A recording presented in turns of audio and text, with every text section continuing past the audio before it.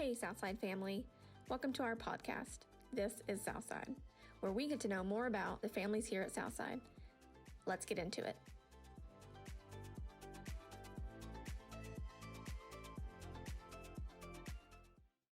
Welcome, Roger. Thanks for being on the show today. Thanks for being here. We don't have Sherma with us, but I'm sure you know all the things and can fill us in. So you bet. We'll start with just where you guys grew up. Okay, well, born and raised here in Rogers. Oh, are you really? Yeah. Rogers man, huh? Yeah, absolutely. Actually, my parents were some of the initial members of the church, founders of the church and stuff. So I literally grew up at Southside. At just this location, or because we were somewhere else before, right? We were over on 6th Street over by Heritage at the time. And actually, when I was born, the building over there was bought and remodeled and all of that. So I can still remember going to church over there a little bit on 6th Street before this property was purchased and then the building was built here. And it was very interesting because that church is a very little small church over there. And coming over to this, even before the wings were added and all of that, just the auditorium, it was like, this is the biggest building I've ever walked into. Yeah, so it's pretty neat. Did they buy this for like need of bigger for expansion, growth. Expansion? And where it sits now at the time, which was mid-late 60s, say 67 is about when it was purchased, the land, and then the building started. And I think we moved in 69 as a church. This was outside of town almost. I mean, this was on the outskirts of That's town. bizarre.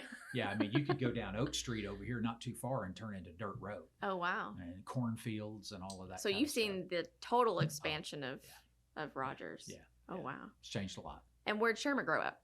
Bentonville, mostly. Okay, so real close. Her dad worked for the Corps of Engineers, so they moved a little bit back and forth, but basically she was a Bentonville girl. Okay. And how did you guys meet? A friend introduced us, and she actually was working at a doctor's office here in town, and I had some paperwork I needed to take to the doctor, and I recognized her, and so we kind of started talking, and that's kind of where we started dating. Awesome. And how long have you guys been married?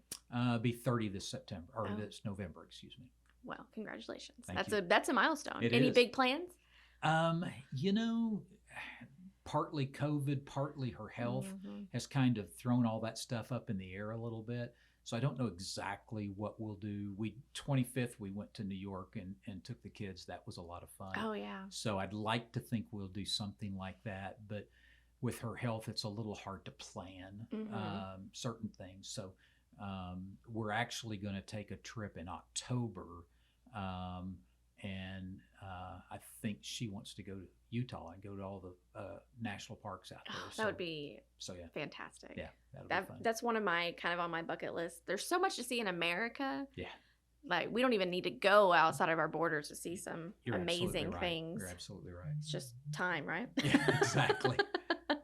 And tell us about your children. Okay, so Kaitlyn is 34. She lives in Bentonville with her husband and has a son, Landon. He's 3, just turned 3. And then Sam is 29. He lives in Austin, Texas. Yeah, I don't think I've met Sam. Yeah, he's been gone now since, he graduated high school in 10, went to the U of A for 4 years, and then moved to Austin with his best friend from here. What does he do in Austin? He works for a company called Salesforce and does software sales. He sells storage space on the iCloud. Okay. Yeah. Well, I'm sure that's a booming business right now. Something probably. I have a hard time communicating with him about. Does he sell you space on the iCloud? I probably need to, yeah.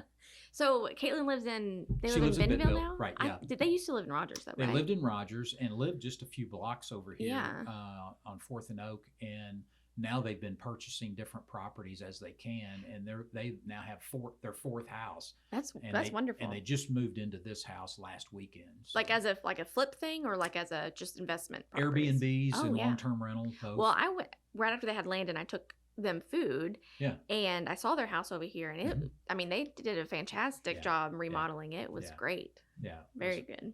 Yeah, it was very nice. So so you said you were born and raised in Rogers. Did you ever leave? Like for college or anything? Yeah, or? I went to college in Oklahoma City, went to Oklahoma Christian College for 4 years, and then stayed over 2 years working in sales over there. So what did you go to college for? Kind of insurance, which they didn't really have an insurance degree or anything. So business management was the degree I got. And you started in sales? Yeah, I worked for a little food brokerage outfit, and I had a car in the territory, and I would just go to grocery stores and sell grocery products to the grocery store owners. Oh, okay. So, yeah. Neat. And then how did you transition into insurance? I always knew it was in the background and knew it was kind of there. And I came home for Thanksgiving one year, and when I was leaving, my dad handed me a cassette tape and said, "When you get in the car, plug this in." And cassette tape. Yeah, exactly. And it was, that was like back in the Stone Age, I guess. They don't even make cars with that anymore. Yeah, thanks for that. I appreciate that. And it was his boss giving me all the reasons why I need to come back and go to work for him and learn the insurance business. And it was interesting because I had just had some promotions, some successes, and was really feeling good about where I was in Oklahoma City. But I knew he was right. Yeah. And so made the decision and transitioned back here and went to work for my parents. So your dad was an insurance guy? Yeah, he was a State Farm agent, and he was actually the first agent in Benton County. So it was fun. It was fun to learn from them. My parents worked together their whole career, and but working with them and then living with them at the same time was a bit of a challenge, but it was fun, and I learned a lot. I did that for about 2.5 years, and then opened my own agency in 1986. And so you've been State Farm your whole career. Yeah. Have you been at that location, downtown Rogers, the whole time? Well, I've been within 2 blocks of my location the whole time. I've actually had 3 locations, but they've been very close to each other all the way. Wow. You're my insurance guy. Yeah. So all your insurance needs. See Roger. There you go. Thank you. And outside of careers and kids, what are your guys' hobbies? You know, I love golf. I play golf. I used to ride a motorcycle a lot. Did you really? Yeah, and I didn't like riding it around here as much. I like to go cross country kind of thing and stuff. So Ike and I have that passion together. I like to quail and pheasant hunt. That's kind of one of my things in the fall. I can't wait for that. And I've got a Where do you go do that at? Kansas mostly. The last few years, been to South Dakota and some other places and stuff. But I know farmers in Kansas, and it's easy to get to and quicker, or a little closer to get to, and I know property to hunt. So that's kind of one of my passions. I ride a bicycle. I like my bicycle. I also careful with that. Yeah. I've got a picture on my phone I could show you of having a bad one. But I actually ride more miles on my bicycle than I do my motorcycle. So, really? Yeah. So is that how you lost all your weight, all your exercising? That's a big part of it. Yeah. You look great. Thank you. Appreciate that. It's been a long journey, and it's one of those things that I always said I wanted to get done and try to work on and stuff, and finally it was like, I need to make this happen. Yeah. And now's the time. Yeah, and so I have, and it's been great. And I get people say, "Quit losing." My wife especially is like, "You need to quit losing weight," and I'm like, "Oh, I'm kind of having fun with it." So anyway, it's part of it. And what does Sharma like to do? She, has just varying things that she does. She's mostly more, home. We do like to travel. I mean, that's one of the things kind of interesting. We've been blessed greatly by being able to travel across the country and out of country. But what we like to do as much as anything is get in the car and go somewhere and just drive. Yeah. I had meetings in Colorado in early July, and it's like, well, everybody else was flying. It's like, no, we're going to drive. Yeah. And we were able just to take our time, see the sights and stuff. And that's kind of like going to Utah. That's one of the things that we want to do, is just be able to explore and not be in a hurry and take our time, and, hey, let's stay here an extra day or whatever that looks like, and not being on an agenda. Yeah. And did Sherma work, or was she a stay-at-home mom? Or? She stayed home just right after we married and after Sam was born. She just decided, we talked about it and I gave her the option. Yeah. But just financially, it made more sense to stay home and take care of the kids. So she didn't work with you? For 2 hours. And we figured out that probably wasn't the best plan. That's funny. And does Kaitlyn work for you? She did. She kind of still does in a sense. She's still on payroll a little bit, but she's now really doing her own thing with real estate and stuff and really thriving at it. And it's really cool to see that growth. How close are you to retirement? Are you just going to work till? I'm very blessed that I'm not forced to retire. I can pick and choose. I've worked hard financially to have the option and try to get to that spot. Yeah. And I'll be 61 soon, and I've always said 67 is kind of the target date. Mm-hmm. But I don't know if I want to. I think Sharma doesn't want me to for sure. She's like, you don't need to come home, But I really don't know if I want to or not. Yeah.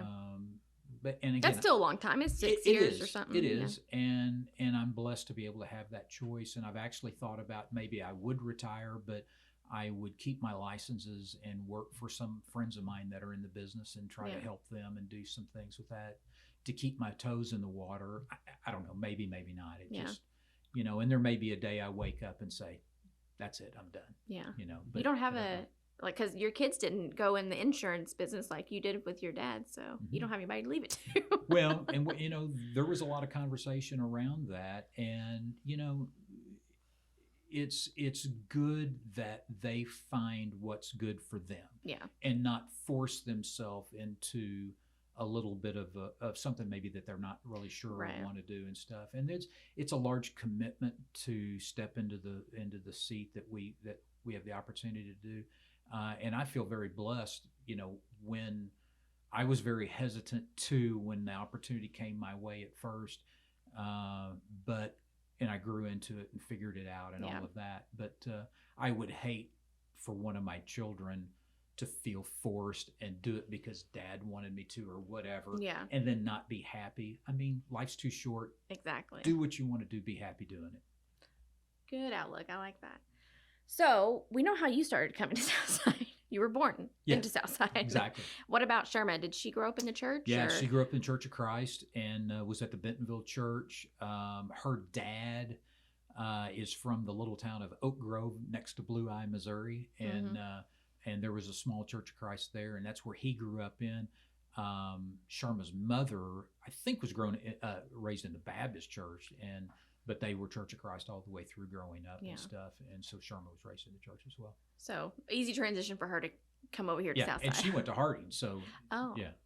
Well, but you didn't go to Harding. No, I did not. I always like to note the people who didn't go to Harding because they're few and far between. It's funny because in that day I was trying to decide what I wanted to do after high school, and most everybody that I knew was going to Harding, and I said, I just want to do something different. I walked on to Oklahoma Christian campus and didn't know a soul on campus, and that was fun for me. Yeah, I enjoyed that growing experience. Yeah, absolutely. Yeah. Nice. And that's in Oklahoma City, you said? Yes. Oklahoma City? I think I knew that. And so, how did you start first getting involved at Southside? I mean, you probably were. Well, kind of growing up here and knowing knowing the history of the church and all of that, part of it kind of feels like predestined to do some of that. Honestly, I grew apart from the church for a while after college and stuff, and it took me a while to mature, I guess, and to realize that, where I was in my walk, and as I progressed in that and had children and all of that, and I started seeing things, that's where I started feeling like I should be serving, and in what capacity can I help? Yeah. And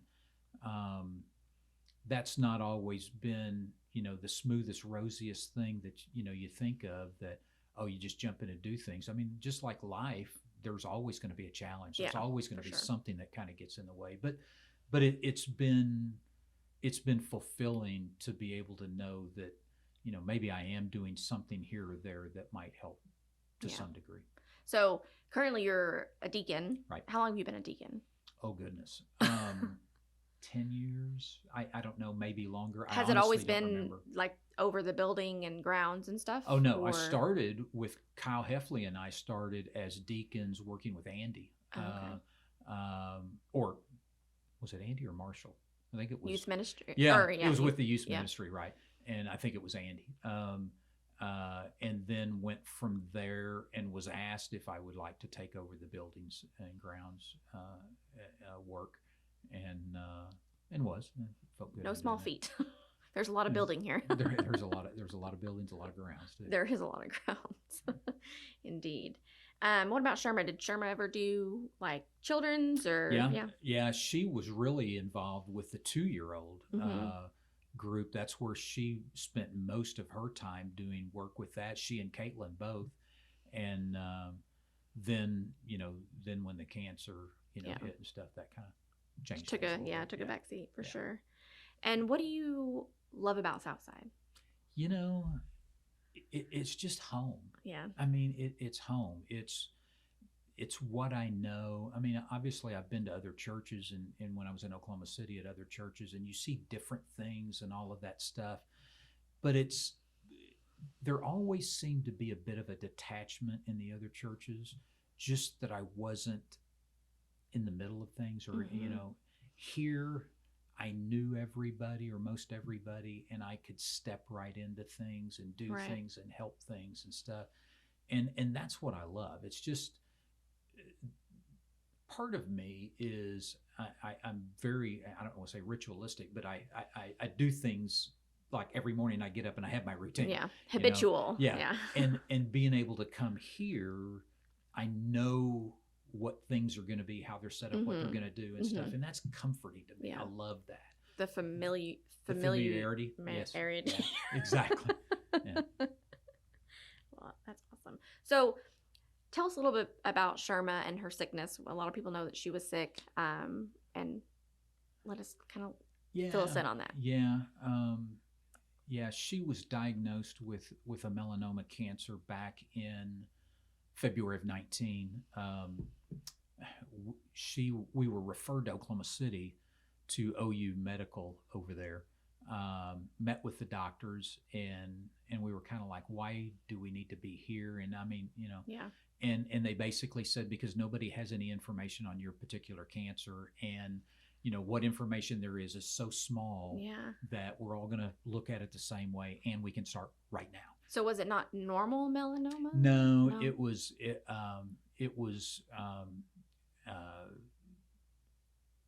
it's kind of a difficult thing. But it was in the groin area, and it was just one of those things that it's very rare. Really? Matter of fact, they told us immediately, do not use Dr. Google. Dr. Google does not know what he's talking about. But of course you do, and I read that there had been like 500 cases of this diagnosed since like 1874. Oh my goodness. So we knew it was rare. We knew that there wasn't a lot of information about it. And so we trusted the doctors, went through the process. And quite honestly, the prognosis was not good. I mean, not good at all. I mean, they talked about 15% for survival rate over 15 months. I mean, we knew what we were facing, and we knew it was going to be very aggressive treatments, and it was.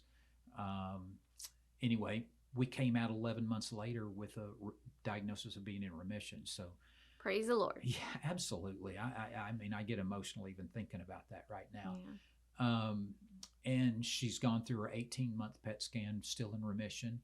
One of the conversations we have with our doctor over there whenever we meet with them is, we had to do what we had to do to get rid of the cancer. And that means you're living now with the results of that. And it's very hard. So she goes through days of feeling really good. And then she goes through days where she doesn't feel good at all. And like, that's why she's not here today, is because she doesn't feel good today. And I mean, it's very painful, just the side effects and all. But I do see progress over a longer span. If I look back 6 months, I can see how she's progressed. But there's never a time that I can say, okay, well, a month from now, right? I have no idea. Yeah. I don't know what day at a time. Yeah, it's day at a time, and sometimes hour by hour. Yeah, and it just can be that way. Wow. Yeah. And did you guys catch it early, or was it? Yeah, they never progressed? Staged it. Oh, they, okay. they never did stage it. They said if we would stage it, it'd be somewhere between stage 2, stage 3. Okay. So middle-ish. Yeah. And again, it's the kind that can show up again, and so we think on that a lot, and we are very proactive in making sure we're on our schedules, doing our things, all of that, getting back with the doctors and doing that stuff. But so far so good. I mean, things how are often does she have to go back for like PET scans to make sure she's? Right now it's on a 6-month rotation. Okay. So we did June, and we'll be going back probably December for the next one. And actually, honestly, right now the next thing we've got is 3 months away. So it's kind of like freedom. I know. we don't we're not scheduled right now for anything at all. We spent 2019, I think 27 weeks in Oklahoma City. In 2020, during COVID, 20 weeks in Oklahoma City. And this year we've been over there 11 times. And actually I'm going tomorrow. Oh, yeah. 2 days back. But that's for me, not for her. Oh. On something completely unrelated, something separate. But it's... so Oklahoma City's almost like a home away from home now. Well, and I went to college there. So it's like I know the city. Yeah. I mean, I just know what's there, where to go. I know what restaurant to go to and what one not to and all that kind of stuff. We've got a hotel. I call and say, it's Roger. Okay, check in. You're fine. I mean, it's kind of that way. Yeah. That's good. Yeah. And so COVID and the insurance business, how did that affect you guys? Well, obviously, everybody worked from home, all my employees. I stayed going into the office. And then after about 6 weeks, then I started rotating some of my employees back in. But we kept the front door locked. I think it was March 16th of 2022, just right at Memorial Day this year. So over a year. Yeah. Over a year, we kept the front door locked. I got great customers. Nobody complained about it. As a matter of fact, I got more compliments for keeping my doors closed than I did complaints. And I did that for the safety of my employees. Yeah. So it really worked out good. Yeah. And you do a lot of stuff online anymore. Yeah. In fact, I just learned about, I should have known this before, but the State Farm app. Yeah. Because I'm always like, I need my insurance ID card, yeah, all that. Yeah, we get a lot of that. Because I don't know how it happens, but it's always 2 years old. The one that's in my glove box. Sure, right. Mine too. But I'm easy. That's a bad example. I can print mine real quick. So yeah. But the app, apparently, you can just pull it up. So yeah, that is convenient.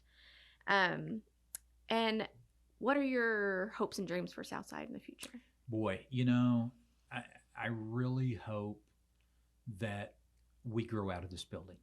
I mean, that's really my do that hope again. Well, we've done that, but we've done that with Flagstone. We have, and even the Hispanic congregation. I